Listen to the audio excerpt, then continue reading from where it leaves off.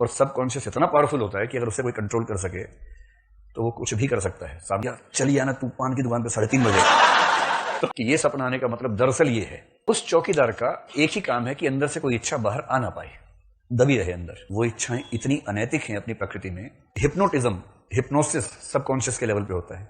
जब हम अपनी किसी इच्छा को दबाते हैं तो वो इच्छा चेतन से दबकर अवचेतन में चली जाती है। इच्छाएं 3 तरह की हैं।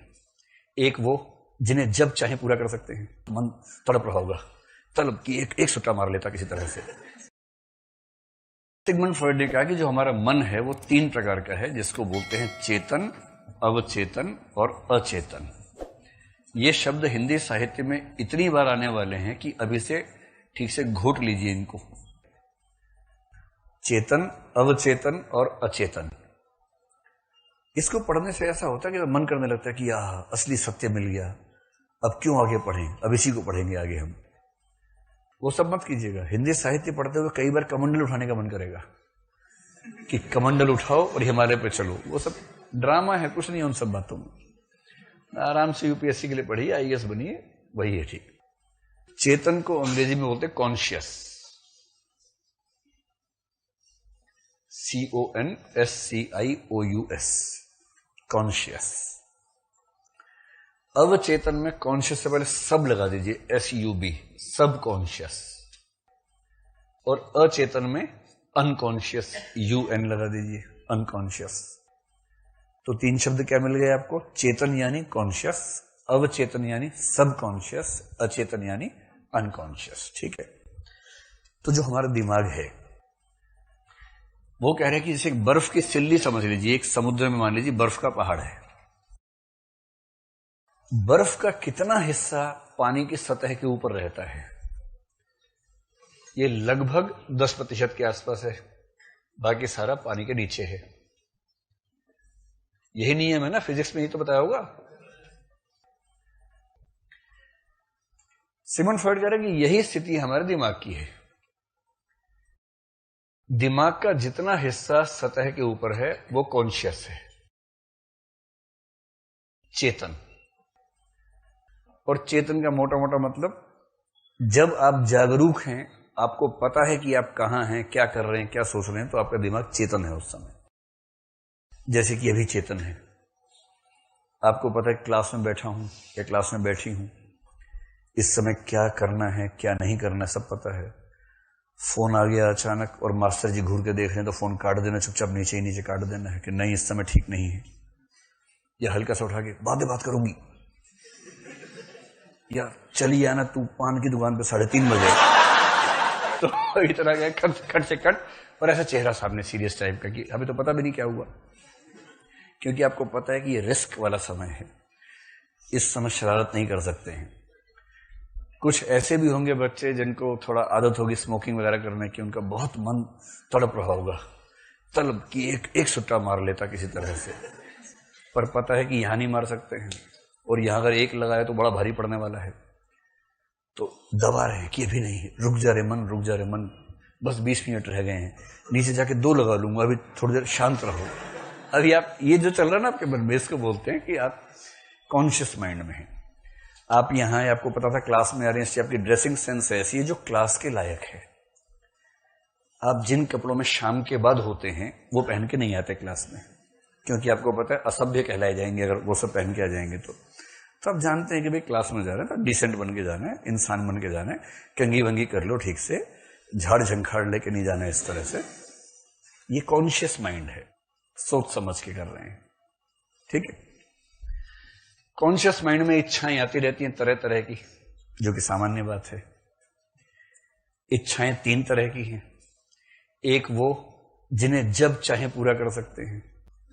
जैसे मान लीजिए क्लास करते हुए अचानक इच्छा आई कि पानी पी लूं, तो पी लो, इसमें क्या दिक्कत है। बहुत जोर से इच्छा हो रही है पानी पीने की, तो बोतल उठाओ पी लो पानी, इसमें क्या दिक्कत है। बाहर जाके पी के आ जाओ, या कोई पड़ोसी वड़ोसी होगा जो पनघट से पानी लाया होगा, उससे मांग के पी लीजिए। उसमें क्या है, कोई ना कोई तो होगा ही। ऐसी इच्छा जिसको लेकर कोई दबाव नहीं है, आप पूरी कर सकते हैं। कुछ इच्छाएं ऐसी होंगी जो आएंगी और उसको लेकर दबाव है कि अभी पूरा नहीं कर सकते, बाद में कर सकते हैं। ऐसी इच्छाओं को दबाना पड़ता है। इसको बोलते हैं सप्रेशन, सप्रेशन ऑफ डिजायर्स। जब हम अपनी किसी इच्छा को दबाते हैं तो वो इच्छा चेतन से दबकर अवचेतन में चली जाती है। तो ये वाला हिस्सा मान लीजिए सबकॉन्शियस का है। आपके सपने वगैरह आमतौर पर सबकॉन्शियस से आते हैं। हिप्नोटिज्म, हिप्नोसिस सबकॉन्शियस के लेवल पे होता है। नींद की सबसे गहरी अवस्थाएं सबकॉन्शियस के लेवल पे होती हैं। और सबकॉन्शियस इतना पावरफुल होता है कि अगर उसे कोई कंट्रोल कर सके तो वो कुछ भी कर सकता है। सामने वाले को हिप्नोटाइज करना सबकॉन्शियस के लेवल पे होता है और कॉन्शियस पे नहीं होता है। तो इच्छाओं की दुनिया की बात करें तो जो इच्छाएं अभी व्यक्त नहीं कर सकते लेकिन बाद में कर सकते हैं, उसको दबाएंगे, सबकॉन्शियस में आएंगे। जैसे यही कि सिगरेट पीनी है, अभी नहीं पी सकते है, सिगरेट भी है, माचिस भी है, माहौल भी है, लेकिन ये पता है कि अगर यहां ऐसा किया, छिपा नहीं सकते ना कि चुपचाप पी ली, पता भी नहीं चला, ऐसा तो होगा नहीं। उसकी महक हर जगह गुले गुलजार हो जाएगी और उसके बाद ढूंढ लिया जाएगा कौन है। तो आप ये सब सोचते सोचते हुए छोड़ो यार, दबा के रखो, बाद में 3:30 बजे तब देखेंगे। ये सब कॉन्शियस हुआ। फिर मन का एक तीसरा हिस्सा है, क्योंकि कुछ इच्छाएं कॉन्शियस में ऐसी आती हैं जो ना अभी पूरी हो सकती हैं ना कभी और पूरी हो सकती हैं। वो इच्छाएं इतनी अनैतिक हैं अपनी प्रकृति में, जिनको पूरा करना तो दूर की बात है, किसी को ये कहना कि मेरे मन में ऐसी इच्छा आती है, ये भी पाप माना जाएगा। और मजे की बात है सबके मन में आ रहा है, कहना अलाउड नहीं है। सबसे अच्छे दोस्त को भी जो ना बताया जाए, ये वो वाली इच्छाएं हैं। इसलिए नहीं कि उसके भाई या बहन को लेकर है, अदरवाइज भी ऐसा हो सकता है किसी भी वजह से कि आपको लगता है कि ये बहुत अनैतिक है, नहीं ये नहीं बात करेंगे, ये बहुत पर्सनल मामला है। ऐसी इच्छाओं को और दबाना पड़ता है। वो कमबख्त जोर मारती हैं बार बार, इच्छा चाहती है कि पूरी हो जाए, मन को पता है कि पूरा नहीं कर सकते हैं, तो इन्हें और दबाते हैं, तो ये पहुंच जाती है अनकॉन्शियस में। जो सबकॉन्शियस में है वो लौट के चेतन में फिर से आ सकता है कि पान खाना है, पान खाना है, पान खाना है, अभी नहीं खा सकते, अभी नहीं खा सकते, क्लास खत्म हुई, बाहर गए, फिर से इच्छा ही पान खाओ, पान खा लिया, गप से मन शांत हो गया। अब चेतन में चली गई थी, फिर चेतन में आ गई। आपने दबा लिया था, शाम को फिर याद आ गया तो आपने पूरा कर लिया, क्या दिक्कत है। अब जो इच्छा ऐसी है जो न पूरी अभी करनी है, न कभी और करनी है, न किसी से कहना है, ऐसी तमाम इच्छाएं हो सकती हैं। और सिगमंड फ्रॉइड कहते हैं मुख्य रूप से ऐसी इच्छाएं काम इच्छाएं ही होती हैं। और काम चेतना इतनी आवारा किस्म की है कि वो किसी के प्रति भी हो सकती है। ऐसे लोगों के प्रति जिनके साथ अगर संबंध आप सोच भी रहे हैं तो वो समाज में किसी भी रूप में स्वीकार नहीं किया जा सकता। जैसे सगोत्रीय संबंध आपने सोच लिया किसी के साथ हरियाणा में, तो बिना गर्दन के लटकना पड़ेगा पेड़ पर, कोई चारा नहीं है उसका। तो ऐसी इच्छाओं को दबाएंगे, दबाएंगे और दबाएंगे, इतना दबाएंगे, इतना दबाएंगे कि वो चली जाएगी अचेतन में, अनकॉन्शियस में। अनकॉन्शियस का मतलब है कि यहां एक काली गुफा जैसा मामला है, यहां जाने का रास्ता है, बाहर निकलने का रास्ता नहीं है। और बाहर निकलने का जो एक रास्ता है उसके पास में बैठा एक चौकीदार। ये सब सिगमंड फ्रॉइड बता रहे हैं, चौकीदार का सिद्धांत दिया उसने, थियरी ऑफ गेट कीपर बोलते हैं उसको, चौकीदार का सिद्धांत। उस चौकीदार का एक ही काम है कि अंदर से कोई इच्छा बाहर आ ना पाए, दबी रहे अंदर।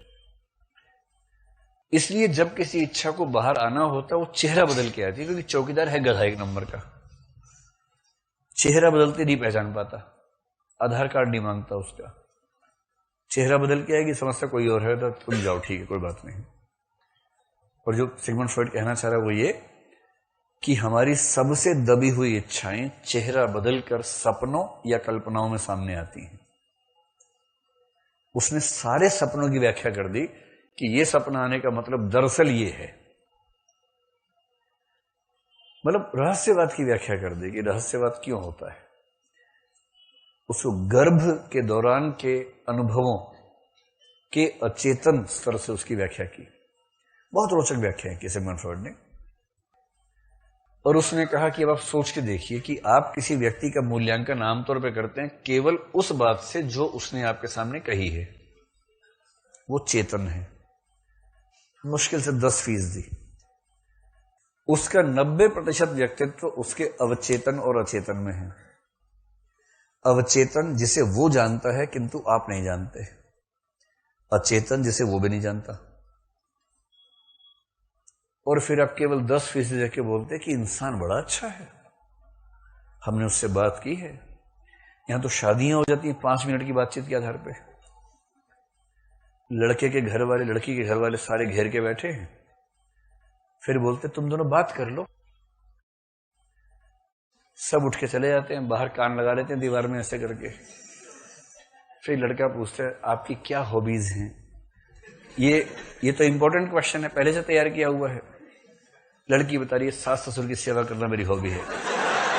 लड़का बाग बाग, क्या बात है यार, यही पत्नी चाहिए थी, मेरे माँ बाप का ध्यान रखेगी। फिर लड़की उससे आपकी क्या हॉबी है। लड़का कह रहा है खाना बनाना, पत्नी को घुमाना, शॉपिंग पे ले जाना, ये सब हॉबीज हैं।